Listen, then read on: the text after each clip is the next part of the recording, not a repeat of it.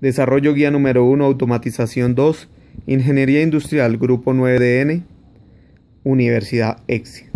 Ingeniero Rubén Darío Buitrago. Integrantes: Luisa Rodríguez, Geraldine Castro, Oscar Fabián Rojas y Hernando Cáceres.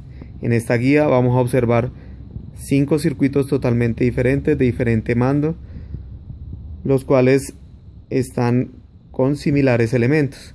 Los elementos que estamos desarrollando son fuente de alimentación de 24 voltios, un interruptor normalmente cerrado con retención que lo vamos a denominar S0 o parada de emergencia, lo denominan los equipos industriales.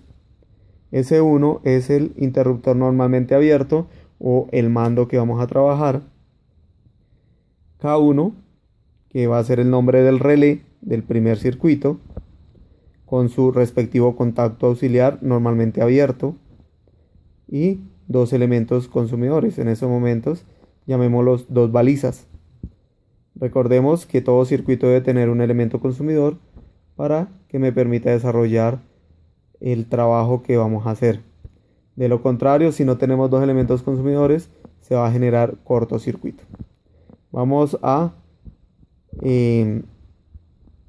iniciar con la prueba, a rodar FluidSim, y vamos a observar el recorrido de la energía por el circuito. Vemos que el pulso de mando no es con retención, tiene que estar permanentemente pulsado, como lo vamos a observar. Se cierra el circuito, energiza la bobina del relé, que esta a su vez energiza el contacto auxiliar para que le dé paso a la corriente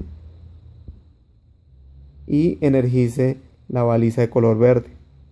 Vemos que también tenemos una baliza de color amarillo que también está a la salida de S1.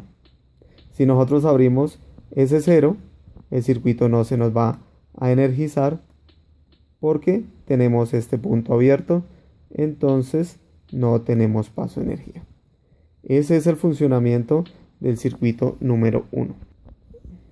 En el circuito número 2 estamos observando un circuito similar al primero, lo único que cambia es que hay una autorretención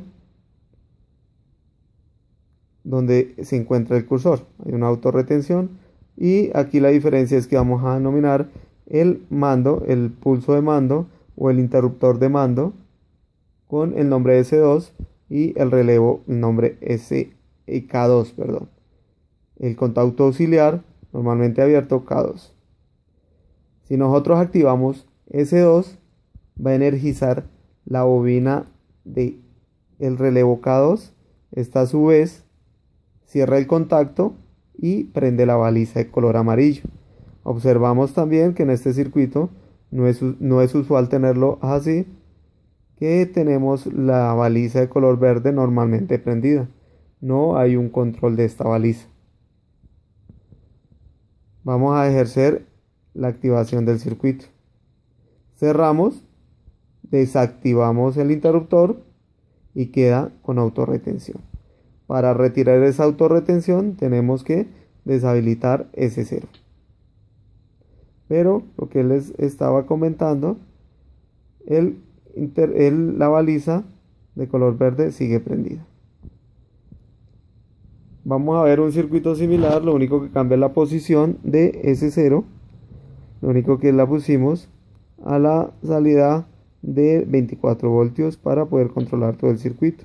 Como lo pueden ver, únicamente lo abrimos y me va a apagar la baliza de color verde.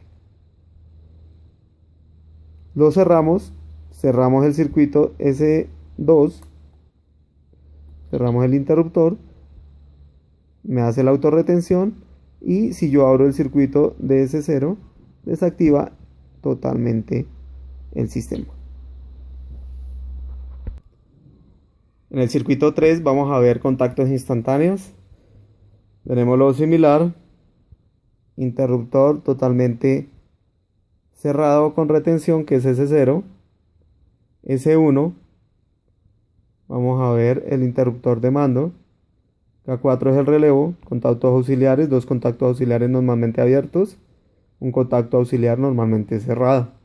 Sucede el mismo procedimiento que en el ejercicio 2. Está directamente conectado. Acá está directamente conectado la baliza de color verde. Si cerramos S1, vemos que cierra los circuitos auxiliares, los contactos auxiliares del relevo y se energizan las dos balizas que se encuentran en la parte interna del circuito. Se hizo el mismo procedimiento que el segundo. Lo único que cambiamos fue la ubicación de la parada de emergencia para controlar totalmente el circuito.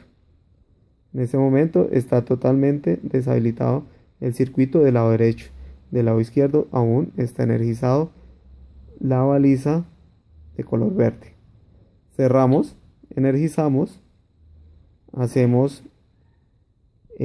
activamos el pulsador, el interruptor S1 y hace el cambio. Ese es el recorrido de la corriente por estos dos circuitos.